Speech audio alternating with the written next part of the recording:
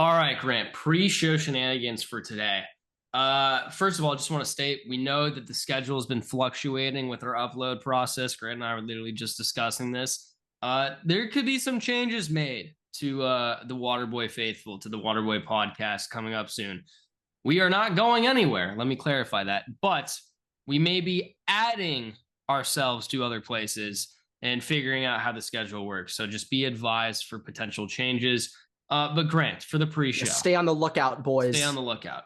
Even though we don't really post on Twitter, check us out on TikTok and Instagram. That's where to find out that information. But for the pre-show, Grant, I know we talked about last episode. Maybe it was 2 episodes ago. But the United States Olympic flag football team, we had mentioned this. Okay, we had mentioned the quarterback, right? Let me get his name and measurements, but keep going. That's going to come in the question here in a second, so I need you to pull that up for me. Let me get those. But obviously, his whole thing was comparing. He's like, I think if I go out on the field, I'd be better than Patrick Mahomes in this situation. Right. Like I'm the best quarterback available, right? There was video today, Grant, of him in a flag football match, of him throwing the ball like I think maybe 10 yards, 8 yards. Like we're talking like inside the red zone, like not far. Yeah. Not so far. What? I think I just have to make this statement.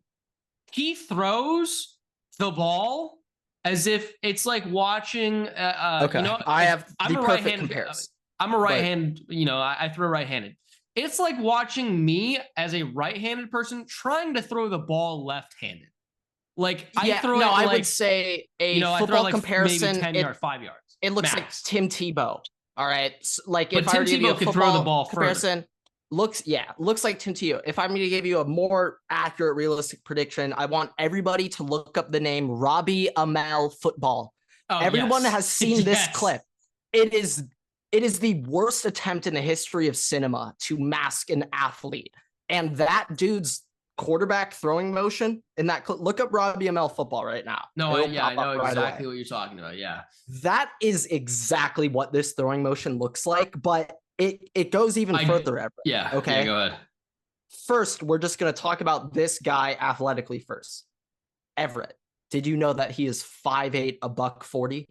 I knew he was 5'8". I did not know he was $140. 140, $140. Okay. 140, guys. I bet many freshman quarterbacks out there are bigger than that. Okay, I'm talking high school freshman quarterbacks are much bigger than that. Okay, much bigger than that. But my favorite part of this whole thing is that the quarterback, let me get his name, Duquette. Yeah, it could be a little French, not entirely sure. Yeah, he's 5'8". It does add up. Darrell said that he believes he's better than Patrick Mahomes because of his football IQ.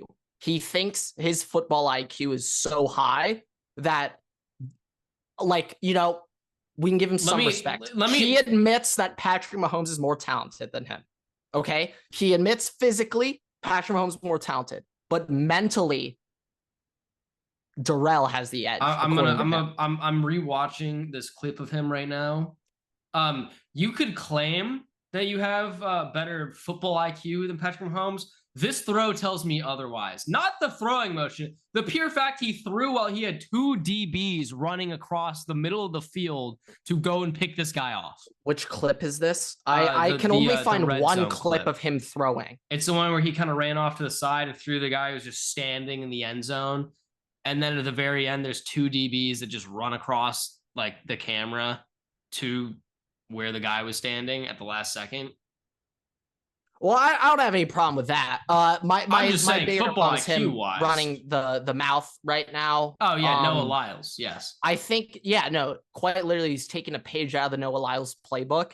From a pure perspective of how this guy's career was 2 weeks ago to right now, it was a smart decision to call out Patrick Mahomes. It was. No, yeah. Now you people know who Mahomes responded with the iconic 50 Cent meme. Why is he saying F me for? Like that meme. And yeah, that's the best response Mahomes now, I would like to say immediately after all this stuff like first came out, and he was calling people out, whatever. the NFL apparently is working with the Olympic Committee to let their players play. Like that came out like 3 days later. The NFL is working with the Olympic Committee to let the NFL players play, or the flag football players to let the NFL football players play in the flag football thing. Everett, I have an idea, okay? And I am stealing this directly from John Rich. So shout out John Rich. But Everett, what do you think of this? The 2027 Pro Bowl, we take the NFL Pro Bowlers versus the U.S. flag football team. Winner of that will represent USA in the flag football There's too many Olympics. Pro Bowlers, so it'd have to be the all pro team. It has to be the all pro team. Yeah. Okay. This is another thing. The other day I was having some conversation with someone about Pro Bowls. Also, Everett, actually, you'll like this. We could bring this up. It was a potential dynasty trade, and he was discussing a loan buyback clause, which I'm like, this won't be approved, but fuck, screw it. Let's just talk Let me hear, what is your proposal about this buyback? And he was saying, if X player doesn't reach a certain amount of Super Bowls, conditional picks, you can buy him back for a third. If he does, you can buy him back for a second or whatever. And I was saying, I don't think Pro Bowl is the most accurate measurement because, let me remind you, legendary quarterback for the Baltimore Ravens, I'm blanking on his name. Who was it? Tyler Huntley, who made the Pro Bowl? Joe Flacco. Oh, yes. Tyler Huntley just made the Pro Bowl.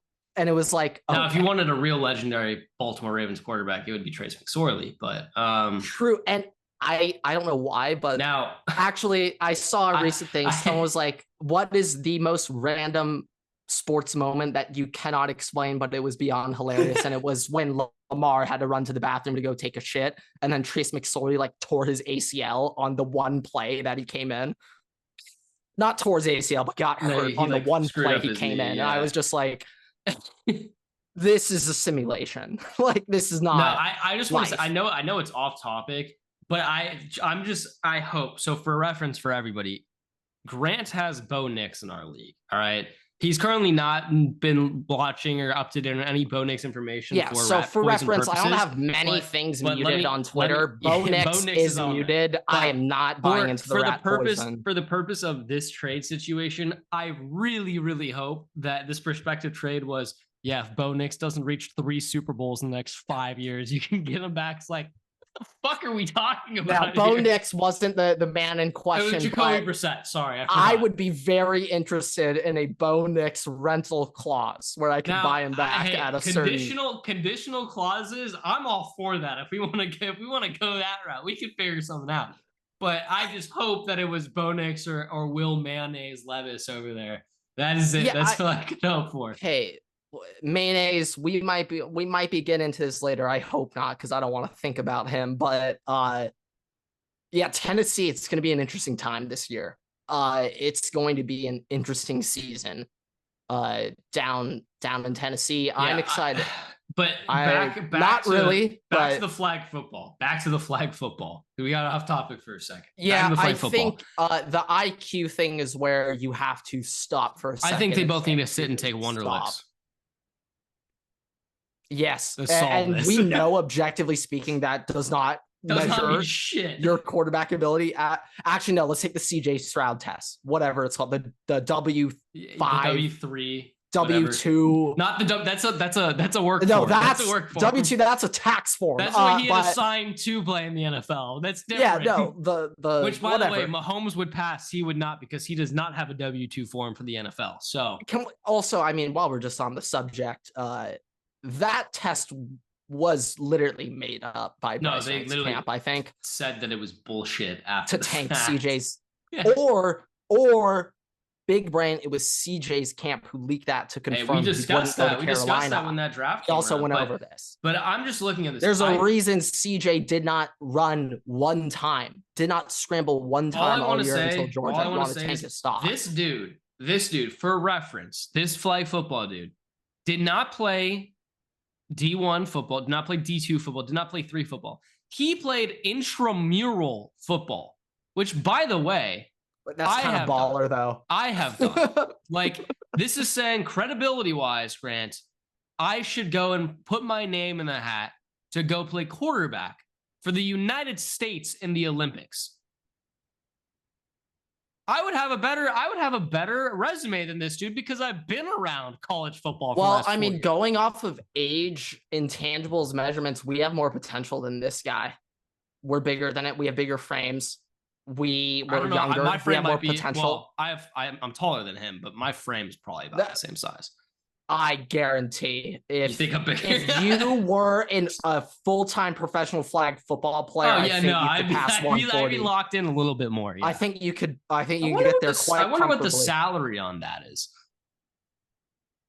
No wonder he's competing so hard to start for the Olympics. He's not making much to begin with. Yeah, I don't know. Just to make sure. Olympians are paid. They do get paid, yes. Yes. But I do just want to say, I mean, this dude, if I'm assuming he plays in the brackets, like we've seen clips of Jeremiah Smith and all, high school players go and play like 4-on-4, 5-on-5, right? Like it's technically flag, right? This guy definitely is the old heads that go and play that because I've seen older guys go and do it. I know this guy is going to be the most savage youth football coach. Oh my God. Youth football coach wise, but I'm saying for the 4-on-4, 5-on-5 or whatever. I just know this guy walks in thinking he's the shit and gets absolutely torched by a fucking 17-year-old. Oh yeah, 100%. Just wrapped. Yeah, I think, it's good on this guy for, having the balls to go out there, call out Mahomes, knowing that he's in a no-win situation. So we'll give him some credit, but objectively, just stayed. Now I do just think, for the purpose of everything, let him ride the bench in the Olympics. Just let him be there. I need him on the team. He can be the water boy. If we're purely looking at this just from an entertainment perspective, like at minimum, I need like a 5-minute video. Half of it is him in practice, and the other half is Mahomes. We have one of flag football quarterback. It'll be him, Pro not edits. Lamar. Make him a highlight tape. You know what I'm talking about? The dude that makes all of the NFL. Yes. No. I want Just Bombs Productions, who does all the college football edits. I want that guy to give him one. Because I know he'll cook up a mean one highlight tape. Yeah, nice. I'm talking a Seventh Woods highlight tape. All right. I'm talking something gross. We're not quite Tavon Austin, West Virginia highlight tape. Let's put Many Men on top of it. No, yeah, like I'd say more so like not like us, Kendrick Lamar. Like a Ball Brothers highlight tape of just the CIF playoff run, and then you remove the game where they lost to Bol Bol in Modern Day. Just take that game out. Grant, take that game out. We need to start. We need to start the episode. It's time to get to the episode. I have some breaking news, so start the episode. Okay. Well, before I have a quick announcement or message for the people before you get into that breaking news. So hold that thought real quick. But what is going on, everybody? Welcome back to a very, very important episode of the Waterboy Podcast. It is episode 250. The big 250. This is a milestone landmark episode. And real quick, to all the Waterboy faithful, I would just like to say thank you to everyone and anybody watching right now. I never thought this channel account would grow to as large as it would be. I remember telling Everett when we first started, if we could just reach 1,000 TikTok followers, that would be way more than my wildest expectations. I felt like that would be the coolest thing in the world if 1,000 of you guys are willing to feel like we're entertaining or interesting or stupid enough to follow us and engage with us all the time. We do a lot of that. Yeah, now that we're almost at 20,000 now, seriously, from the bottom of my heart, thank you all to everybody who has tuned in, supported, hated, whatever. 20,000 of you on TikTok, the 1,000 of you now following us on YouTube, which is, for the most part, majority where our episode content and crazy come from. So crazy. Seriously, though, we appreciate every single one of you. Thank you all for helping us get to where we are. We clearly can't do it without you guys, and we're not done yet. Okay, Jordan Belfort meme, drop it right now. We're not leaving. We're not leaving. Maybe not in the office as frequently. Maybe going to a hybrid schedule, but we're not leaving. We are not leaving. Okay. So. Yeah, thank you to everybody. But all right, Everett, let's get into this breaking news. There's a chance you've seen this report. It did technically get pushed out, and the notification got pushed out 12 minutes ago. Grant, the Dodgers have DFA Jason Hayward. I did not think we were going to speak about the Dodgers today. That was the only thing I had. We haven't spoken about them, but I felt like that was significant enough and notable enough that it had to be spoken on. There's not, like, obviously not much commenting that we have to and speculation do on it, but I was just surprised because Jason Hayward's one of those guys that I'm like, thought, you think he's just going to be around, right? Like the Dodgers have no reason I to think get rid of him. objectively speaking, like a veteran locker room presence, I would say one aspect of baseball that I just don't quite really know because I never played baseball at a high level. I've never been around a baseball organization, but these guys are playing 162 games together over the span of 5-6 months. That's a lot of time to be around each other and around the same group of 25 guys every single day. And if you really hate somebody like Jazz Chisholm hates Miguel Rojas, it makes things difficult. It does. It does cause a lot of problems. And I think with Hayward, he had a nice start of the year. We kind of had him as that platoon corner outfielder, but as the season has progressed, we've gone some guys back, some help in place. He has not performed too well. So since July, Hayward, month of July, Hayward had a 172, 242, 310. So better than CT3. That is true. But 550 OPS out of him, quite awful. And then this past month, 219, 265, 375 / 640 OPS. Not quite what we're looking for out of a platoon outfielder. But I think the main reason we got rid of him and kept Kevin Kiermaier is their ability to play center field. Jason Hayward, we've been recently trying to experiment a little bit, give him some appearances in center field right now with, obviously Outman has been sent down. He has not been doing very well. He has not been called back up. I can tell you has been playing center for a while for us. He has looked atrocious playing center field. So Kevin Kiermaier is our safest glove at center field. And just in my opinion, when it comes to just defensive positions, the 3 positions where I need you to be playing good defense: catcher, shortstop, center field. And right now, Jason Hayward does not provide at least an average bat for a center fielder, and he doesn't even provide an average glove for a center fielder. So I understand the move to DFA Hayward instead of Kiermaier because of Kiermaier's ability to play center. That being said, though, Kiermaier or Hayward, it's not like either of them are going to make a difference in the playoffs. Like at the end of the day, it's where, we just cut a scrub. And even if we kept him, he would have gone over in the playoffs anyway. Just so like I don't really care. The one thing that is exciting me is right now, pretty much this lineup is very fun to watch now that we have Max Muncy and Mookie Betts back. It's actually refreshing to see someone at the bottom middle of the lineup really be a threatening AB at the plate, and Muncy is providing that for us. And with Muncy coming back, we now have another power lefty in the lineup. I believe Muncy was hitting 7 recently. I'd expect him to move up in that lineup as we get closer to the playoffs, but the need for Hayward isn't quite there anymore, if that makes sense, with Muncy having that lefty bat back in the lineup. I would say, though, one thing I'm monitoring, I know start of the year was awful. There was a month-long stretch where my brother and I were tracking every single Gavin Lux AB, and we're not lying, Everett. He did not hit the ball out of the infield over a 3-week period of time. Did not hit the ball out of the infield over a 3-week stretch. Over the past month and a half or so, Gavin Lux has turned it absolutely around. He has over a 200 WRC plus since the All-Star break. He is twice as good as the average hitter in weighted runs created situations. So Gavin Lux has been excellent since the All-Star break. He's been hitting 3-hole, 4-hole for us recently. So I want to quickly shout out Friedman and Brandon Gomes for being patient with Lux. Now, hey, picking Vargas as the trade target, not Lux. Still questionable. Fielding still questionable. Whatever. If you're hitting, I don't give a shit. Lux is hitting, and I can't believe it, but he's turning it around. He's looking better in the lineup. He's actually a threat up there to hit. And I might be back in on this team. Now, we just DFA'd Hayward for Taylor. Chris Taylor's coming back. And at the end of the day, Chris Taylor, Jason Hayward. Yeah, Jason Hayward is better than Chris Taylor, but he's still not. Jason Hayward's still not very good.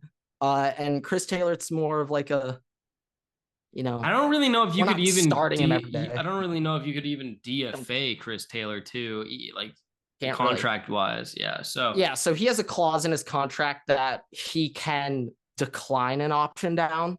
So if the Dodgers want to send him down, he can decline it. Recently, he was hurt, did rehab starts. That is slightly different. But Chris Taylor can decline being optioned down. And I believe we have him under contract for one more season after this. If I was Chris Taylor, I would understand not wanting to get sent down because he'll never get called back up if he willingly gets sent down. So I can understand from his perspective. I'm curious if they just mutually decide to part ways after this season instead of it being something like that where Chris might go and somewhere, honestly, with our team, which would be Chicago. It would be the White Sox, but it isn't unlikely that we could cut him and just eat his salary. That's not very well. I'm also curious if it ends up being like that, or even if it's like a trade negotiation where we trade him for some cash considerations and we eat some of his contract and just move on. Yeah. I mean, most likely it'll be we trade for him for cash considerations, but we're like picking up a healthy amount of that contract. We're not paying out the full. But it's just that we're getting some money back instead of paying the whole thing. That's probably my best guess of what I would. That's what I would be doing if I was in Freeman's that's position. What we did for Kike last year from Boston. He was getting paid like $5 million. Boston, I guess in theory we paid Boston like $400K for Kike, but like. In theory, like they picked Boston up his contract, was paying like 90% of Kike's contract to play for us. Yeah, so worth it in my book. But let's even if we could shave off 1 million of Taylor's contract, we'll do it. Fuck, I would do anything. It does not matter. Grant, let's move on to college football though. I have two things specifically I want to address with this. First of all, I know you saw this. This is your favorite thing. This is your running favorite thing. Texas A&M, NIL, Saudi Arabian takeover. All three combined. Three combined. But not with Texas A&M, with your Colorado Buffaloes and Coach Prime. Yeah. There's been a report that a former special team coordinator for Colorado spent Trevor time Riley. In the Middle East this past offseason holiday season trying to secure NIL offers from Saudi Arabia's public investment fund. Clearly, I don't know if it worked or not. I haven't heard reports that it has, but the joke of the Saudi league becoming a thing is very much apparent. Okay, so real quick, business talk, real quick, boys. I don't want to bore everyone too hard, but I was only half kidding when I was like, just get ready for the Man City owner to go purchase the Florida Gators because it's coming soon. It might be happening sooner rather than later. I also want to say I heard reports a while ago, sometime since football season ended, so sometime since January of this year, sometime in the past 8 months, I remember hearing that a private equity firm is looking to invest in a double-digit number of athletic departments and get involved in college athletics. And to clarify, that firm is not an NIL, like that is an actual private equity firm. No. Like we're talking like European soccer private equity now. Like we're talking legitimate major companies looking to invest. And I think it will be happening quite soon, maybe within the next month. I agree with that, but at the same time, I think that NIL is going to be restructured a little bit, probably. 100% coming up soon, but and I think that restructure is going to cause. I think they're going to be like, hey, if you're a private equity firm whatever, and you want to invest, cool, go ahead, but we're going to cap you. So you're not going to be able to say, hey, I don't know, Florida State. I was going to say Clemson, but I know they would never care about NIL. So Florida State. We want to give No. They would only accept like Christian donations from the church. But let's say FSU, right? They're like, hey, this is 100%. I know they've got guys in Saudi right now discussing. This is Waterboy LLC, all right, private equity firm. Calling up FSU, be like, hey, FSU, we want to give you $400 million to be a part of your NIL.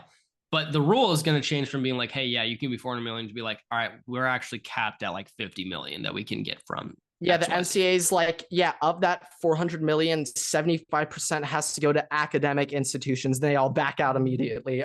No more money. No more money. But it's going to be curious because also private equity firms and all that stuff, most of those deals typically have like, you know, it's quid pro quo. Like they're giving this money for NIL or whatever. There has to be an expectation they're going to get something back. And right now, I don't necessarily know what that would be for like a private equity firm because they're not getting revenue share of, you know, of the player's salary or of the school. So I'm just kind of curious about where that would go, because in order for, you know, those kind of companies to want to really get in there that are not like, you know, well, I mean, there's TV money every year. Well, TV money, it depends on schools. TV money, but I'm saying like if Rutgers is very attractive. Maryland is very attractive. I'm saying as a private equity firm though, like if I'm giving you $400 million, I don't know if the school. Yeah, you wouldn't give that to Maryland or Rutgers. Yeah, I'm saying I don't know if the schools do revenue share back to those donors based on the TV money. Like I don't know what would the incentive be for some firm or whatever to invest that amount? Like what would you be getting for it? That's my biggest question. Oh yeah. I think we're just in a weird space right now with the TV deals just got signed. When they expire in, I don't know, 10 years, who knows what the landscape of streaming. Yeah, maybe we'll have 7 different streaming services like the NFL. I think it you know, the next deal, I think it'd be safe to assume it will be more than what it currently is, but I'm not sure if the rate will be increase as much as it has over the past 2 cycles of contract deals. There's just uncertainty there with the streaming model and how advertisers track views through that model. But I do think, like, if I'm a Saudi Arabian prince, a lot of the Saudi Arabians, they understand that they're not going to profit off of these ventures. So a big thing in England is a problem is that for Premier League, there's a ton of new English owners. Stan Kroenke with the Rams and Nuggets, he owns Arsenal. Glazer family owns the Bucks. They own Man U. A lot of American, that is true. A lot of American companies, owners are now getting involved in the Premier League, and they are American business owners. They want to make money off of their investment. They look at teams as an investment. For example, Bowley and Clear Lake Capital with Chelsea, they're looking at Chelsea as an investment. They are looking to sell that pretty soon. They're not planning on keeping Chelsea for 20 years. The difference is Man City, a PSG, the whole Saudi Arabian Pro League, all of their owners know they have FU money to a level that's incomprehensible. Like they're not trying to make money off these ventures. This is a toy to them. This is them willingly signing up to play career mode in real life. It's different. That's what they're doing. Yeah, it is more so like we care about this on just a fundamental level. Like we're just trying to have fun. And like they're literally looking at it as a game. Like, ooh, I get to control a college football team. Oh yeah, that's how they look at it. They don't like the Americans. If an American private equity company invests in athletic departments, I expect them to look at a school like Rutgers, like a Maryland, lower tier in the big conferences where you have a high guaranteed yearly revenue and you could improve their operations pretty quickly with some decisions. Like those are the teams that's the question. American would be interesting. Those decisions, it comes into question. Would be bad for the schools and athletic departments. It would be, but equity companies usually don't make the greatest. It's also, you can't, like, on a fundamental value, you can't have a private equity firm running an entire athletic department. Like that's not just it's just not how programs work. Like maybe they influence what the athletic director is doing, but like that's where that's where the line in the sand is drawn. That's the question. That's the question. But speaking of NIL, Grant, this was what my second point for college football was going to be. You definitely saw this. I don't know, if you're listening, you haven't seen it, you can look it up. But Oklahoma State, Grant. Oklahoma State is the first school to introduce QR codes on their uniforms that are going to link to a donation page for you in game to donate to the players' NIL. So for reference, well, I'm thinking, did Colorado they had their @s, the Twitter username, they had their handles. Okay, this is literally a decal sticker individualized to each player on the back of their helmets that will go specifically to that player's NIL donation fund. So if I want Ollie Gordon, if I'm like, hey, Ollie Gordon, if you get this first down, Ollie, donating $5 to you. Yeah, I'd see people being like me scanning Ollie Gordon's QR code after he hits my over rushing yards prop. Yeah, but like that's kind of the thing that I was thinking about is, okay, NIL, get it, right? But this is going to turn into people literally being like, Ollie, you get this first down or you get 2 touchdowns today, I'm going to donate. Like, so then you get into gambling and there's a gray area. This is going to be used by players as incentives for gambling. Well, my question is like, where do you draw the line if we need to have clear lines in place here. We do not have those lines right now. Because there will be a day where a booster goes up to Ollie Gordon and says, you better hit the under on your rushing prop. And when that day comes, gets donated. Ollie Gordon will think twice before going for that first down. They'll think twice. They'll literally say, hey, you need to have under 60 receiving yards today. Shit, Butterfingers day. My bad. I couldn't catch the ball. From that perspective, if you're a bettor, it's way easier to have your guy hit the under. Or way easier to control. Or quarterback wise, hey, I need to throw over half an interception today. All right, fuck. Just beams that straight. Just, oh my God. The announcer just be like, bad read. Side note, also just amazing props. Pick props, just amazing props. Very easy. Bad read by the quarterback. And then casually you're going to get 50 grand in your donation account right after that. Yeah, no, I could see some problems happening there. Can definitely see some issues occurring with that. I think though, like objectively speaking, one thing about NIL, which I think people are forgetting, like when NIL was very first starting, I remember specifically with Ohio State, we didn't quite have the booster money that Texas A&M had for that very first NIL recruiting class that they got.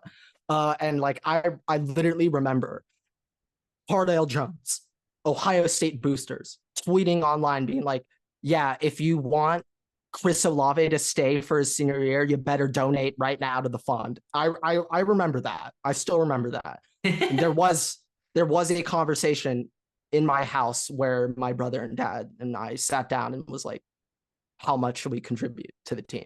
We had that discussion. Like, how much should we be contributing to play our role in the Ohio State football program? But yeah, like, I think of the fun NIL deals, like, DeColdis Crawford getting the AC, like that's what NIL. Bijan that's Robinson. The fun aspect. Yeah, Bijan Mustard, like those deals that's what makes it fun.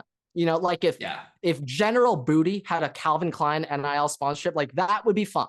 Like stuff like that would be funny. Or Pirates Booty. Fun. Yes. I mean, shit, we could be agents right now, couldn't we? We should like be. It's stuff like that are fun NIL deals that you look at it, you're laughing. Like every year when that random star player like Jack Golke on the 13th seed, they win. Like, you got Buffalo Wild Wings. Buffalo Wild Wings hits them up every year. Like, that's fun. Those are all the fun aspects of NIL. But yeah, now we're gonna get to an era. I mean, I'm hearing with this 5-star David Sanders Jr. I'm hearing that Tennessee was offering him like $2 million salary per year. Ohio State can't. We don't have $2 million to give out to a true freshman. Oh, you don't? You're not Texas A&M? Caleb Downs, you can get that. We've seen you play. But I don't think Ohio State's giving true freshmen that money. Oh, no. There's probably minimal schools that are doing that unless it's like for a generational player. Yeah, like I was kind of joking the other day, like it wouldn't surprise me if Luther Burden takes up 30% of Missouri's NIL fund.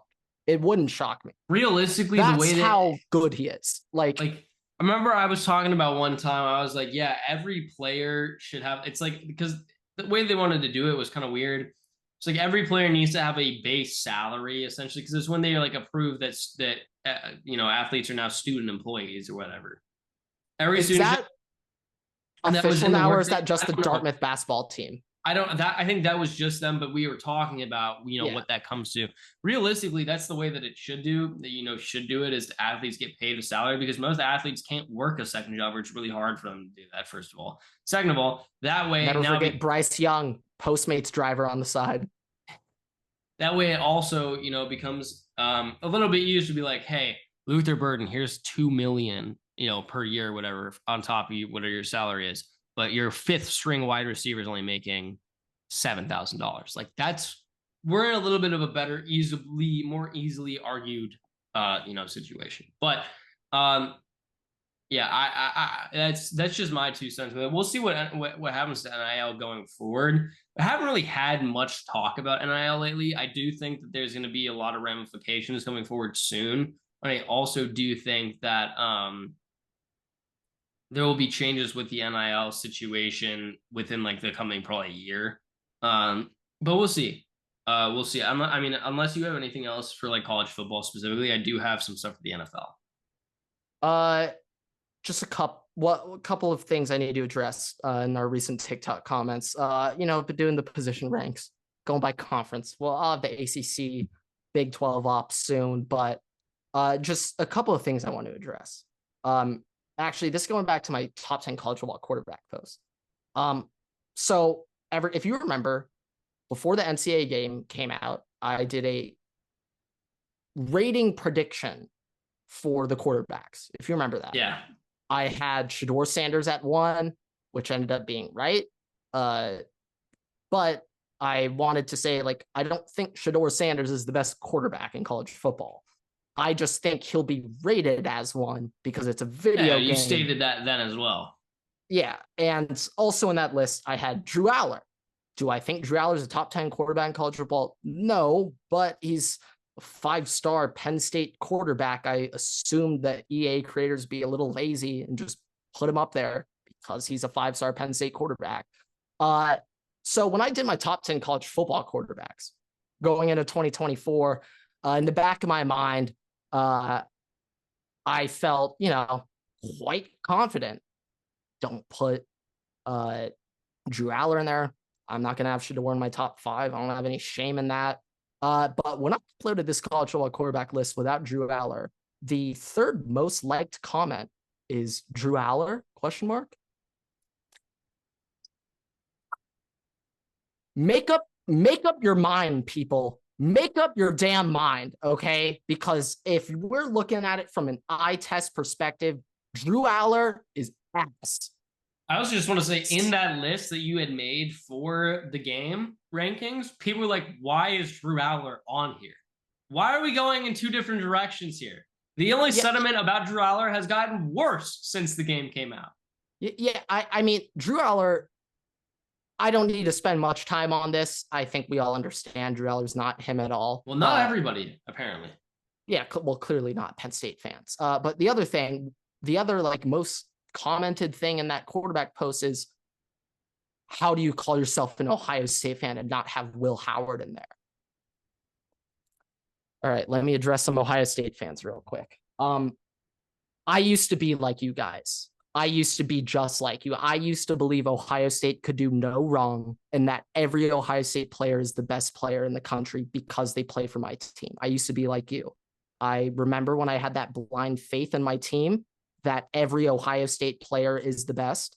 and that I remember when I was delusional and told myself Johnny Dixon was one of the best receivers in college football. Yeah, no, that is called, you got to take the fan hat off for 1 second, just 1 second, okay? Where, anywhere in Will Howard's career at Kansas State do you see a top 10 quarterback? Where? Because I don't see it. If you tell me he is an Ohio State quarterback under Ryan Day, so he'll be a top 10 quarterback, 95% of the time I'd say yes with you, but Honda McCord happened last year. Well, let's answer it this way. Before Honda McCord, I would say, yeah. No, let's answer it this way. There's a difference. There's a difference for being a top 10 quarterback because you are literally a top 10 quarterback. Like, as a quarterback yourself, you have all the skills and traits that determines purely in a vacuum, you are a top 10 quarterback. Then there are top quarterbacks because of their situation. And that is the situation of Will Howard. Will Howard is not a top 10 quarterback in a vacuum. If you were to throw him and compare him to Noah Fafita, to a Jackson Dart, to Carson Beck. Yeah, for reference, like if Ohio State had Cam Ward next year.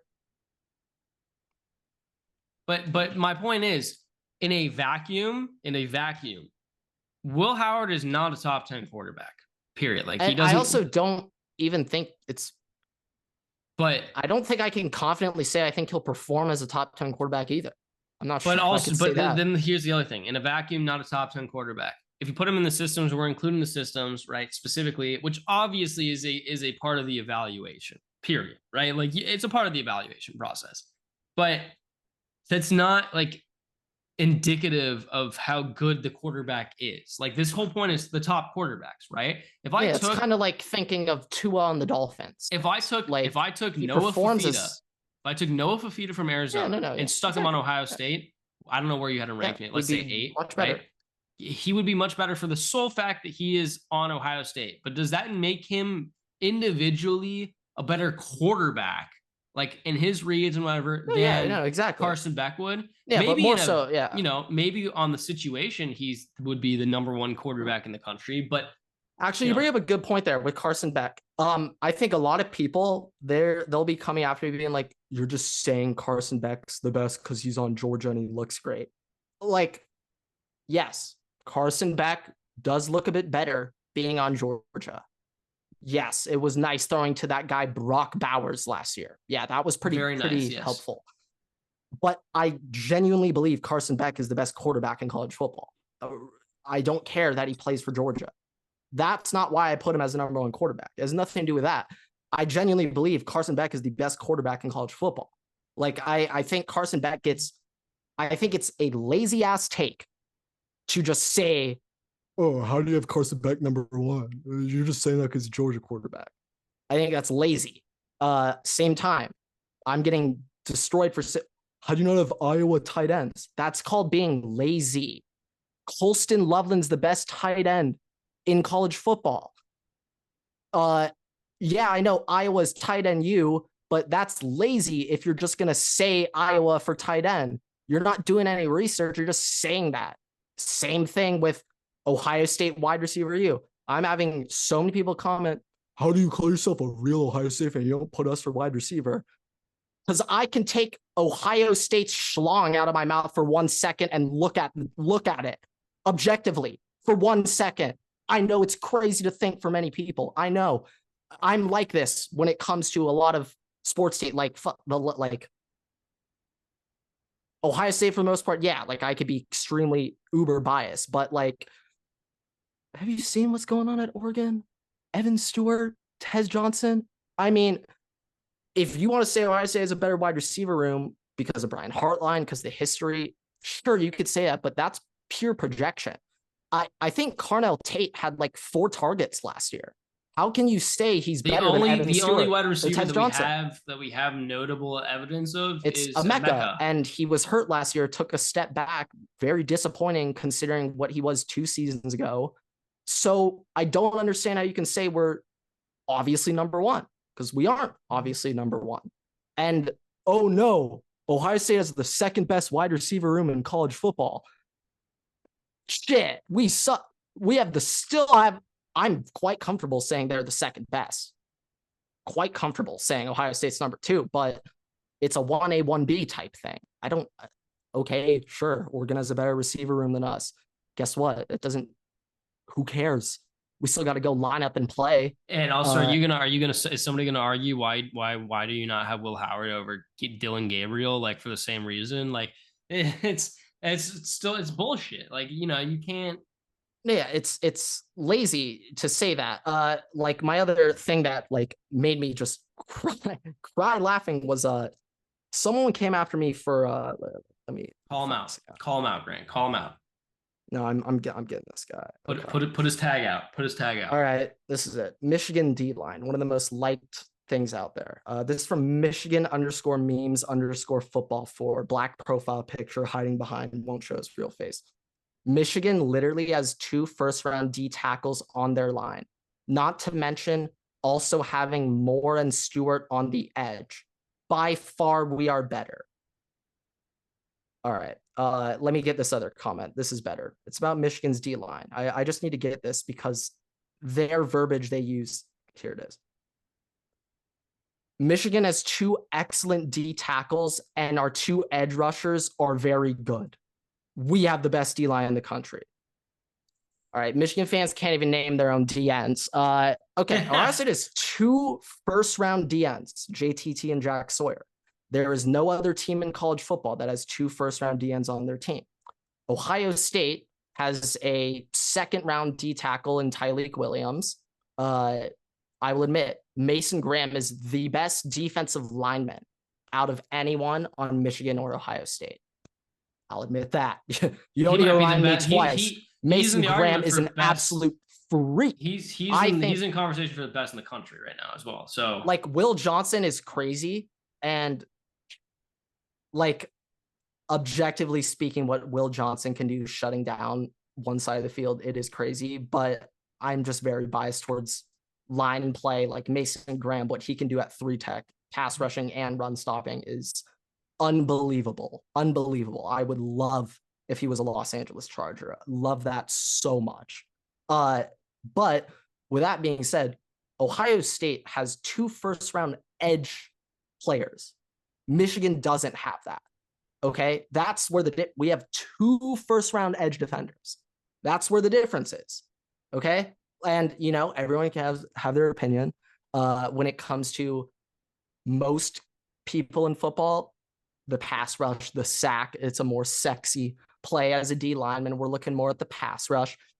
As an O-line guy myself, I look a little bit more to the run stopping. So I'll give Mason Graham the edge and credit there.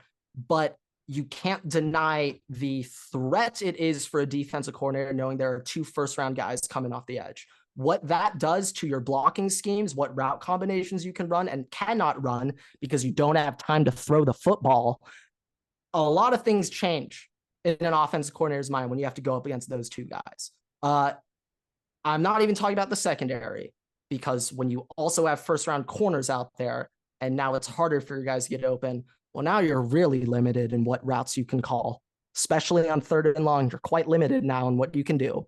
So, yeah, I do think Ohio State does have a better D-line. Once again, I think Michigan is right there, 1A, 1B. Am I saying Michigan's D-line is light years below Ohio State? No, I'm not saying that. Mason Graham is an absolute killer, and he literally gives me nightmares. Literally, he is horrifying to think about how good he is. But, like, I'm not saying the most disrespectful thing on earth saying that. But, I mean, last thing, and then I'll get off this. So many people call me fake Ohio State fan. How do you not have us for wide receiver you? How do you call yourself a fan? And then I also got people being like, bro, Ohio State bandwagon. They don't have the best D-line. Dude, look at this Ohio State dumbass. Make up your mind, people. What is it? Am I a bandwagon or am I a fake fan? What is it? Make up your mind. Because to me, it sounds like I'm just being honest, and there's some people out there who can't take the truth. Sounds like that's what it is. I know it hurts. Also, I know. It's not a list of which is the university of X position, right? I'm like just we're not talking saying this year, and we're not saying who is tight end U. Yeah, no shit, it's Iowa. Who is wide receiver U? Okay. Ohio State, LSU, like, there's options that's arguable, right? Who is quarterback you? I don't know, USC. Like there's yeah, options. I think for quarterback you, we just kind of just go with Lincoln Riley's quarterbacks. There's option, it's just Lincoln Riley. That's not the question here. The question is per conference, who has the best at what position? That's ultimately the question. Some people don't understand that. But Grant, I'll have to go through that SEC one, but I don't think many people are complaining when I put Georgia's first for like 8 of the 9 positions. I don't think there's many hate comments there. No, don't think so. But Grant, to wrap up today, I got 2 things. Okay, first, a little interesting development, interesting story that I saw over the weekend. Okay, now obviously Nick Foles retired recently. Right, he finally called it quits after a career, after a Super Bowl. Grant, just for reference, just remember Nick Foles' trajectory was Eagles, then he went to the Rams, then he went to the Chiefs, then he went back to Philadelphia, won a Super Bowl, and then went to the Jaguars, right? Mm-hmm. Okay. Just for reference, Carson Wentz, Grant, Eagles, Rams, it's on the Chiefs this year. Yeah. By that theory, if he goes to Philly next year as the backup, he will win Super Bowl 60 MVP.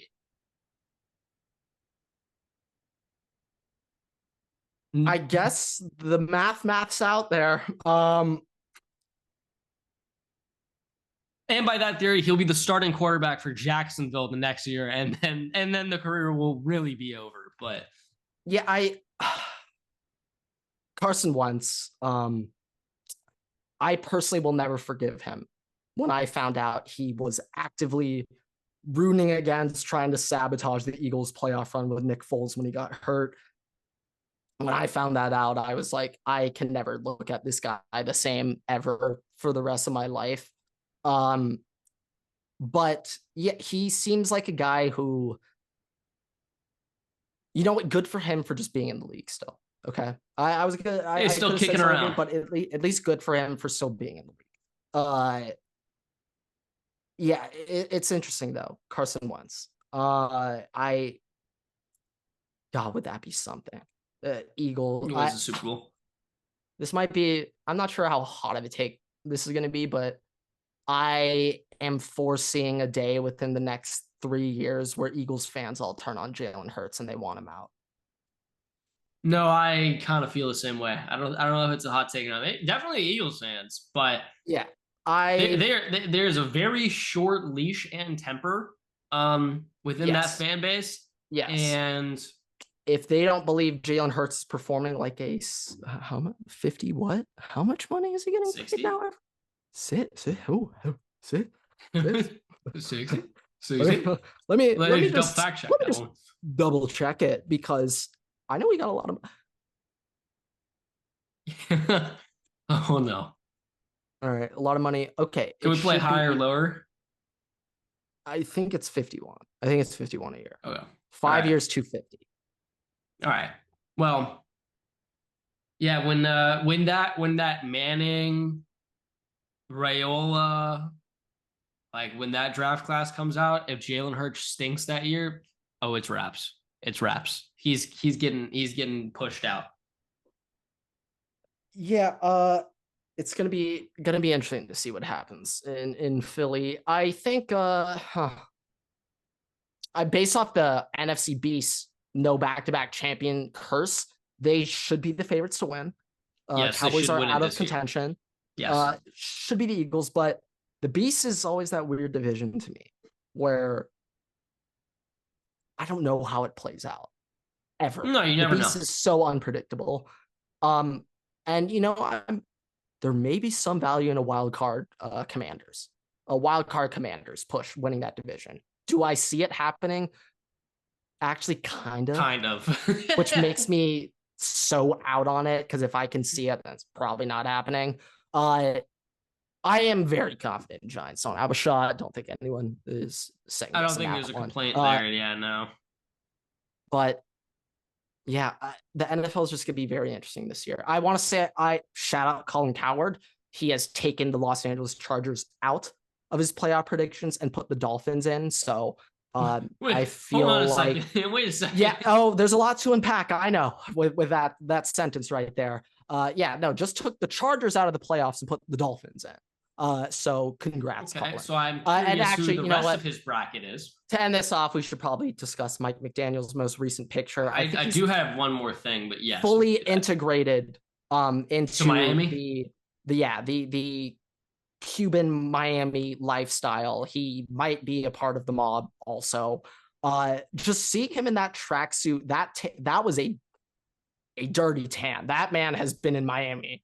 He's outside all day for the past 2 years. Okay. That tan was crazy. All right. Like borderline Jersey Shore tan on Mike McDaniel there. And, there's 2 ways this can go with Mike McDaniel. If the Dolphins are winning, make the playoffs, win a playoff game, then he can take this hype and run with it. But if the Dolphins don't make the playoffs this year, Everett, and he's still out there with his tracksuit and the tan, I'm curious. What I just want to say, the one thing with Mike McDaniel is it's so interesting to me because every year I just think purely about the fact that Dolphins head coach is Mike McDaniel. I'm like, oh, they're going to be disgusting. And then we get mid-season and they're like 6-3.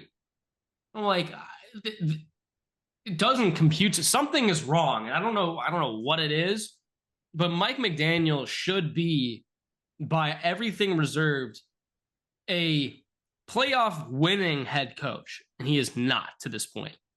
And I blame Tua. But the thing that we're going to end on, Grant, which sucks that his career is now. Can we address Tua's comments on Brian Flores? I don't really know what there is to comment. Brian Flores was just like, what I want to say, I want to actually shout out Brian Flores because I heard when he addressed it, Brian Flores was like, yeah, I made a mistake in how I handled that situation. I probably shouldn't have treated Tua like that. And he's like, I hope the best for his career. I hope I would have coached him differently. Yeah, I will just say though, I think though, hearing that, like, I am not against my coaching my quarterback hard. Like, yeah, when your quarterback sucks, problem especially. Yeah.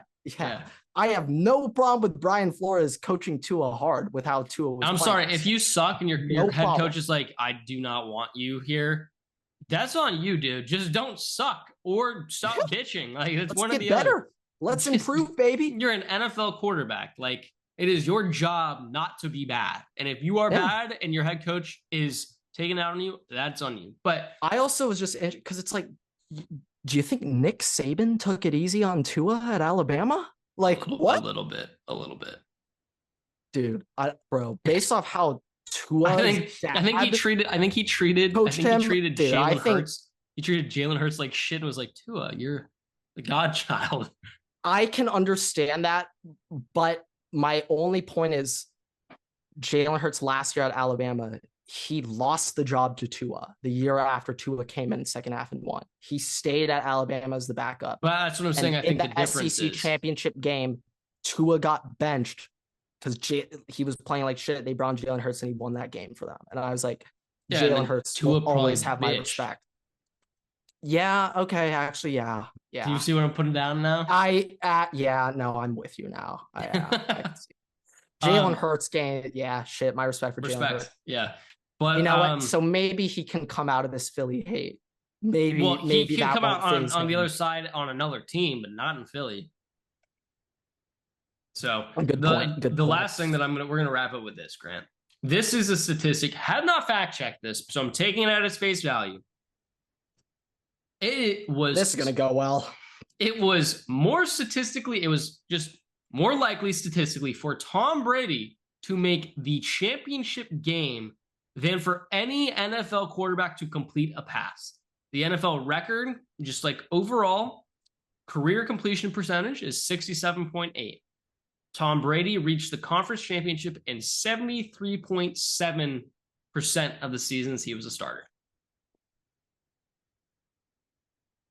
So more likely for Tom Brady to make the championship game than for an average NFL quarterback to complete a pass. Yeah, like that statistic blows my mind. And also the stat that there's a higher percentage chance of Tom Brady making the Super Bowl than Steph Curry does of making a 3-point shot.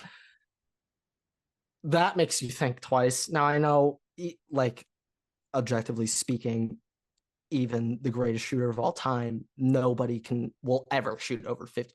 And Wemby probably will in 4 years. But for the time being, we'll never see anyone shooting over 50% from three with 8 shots or more per game.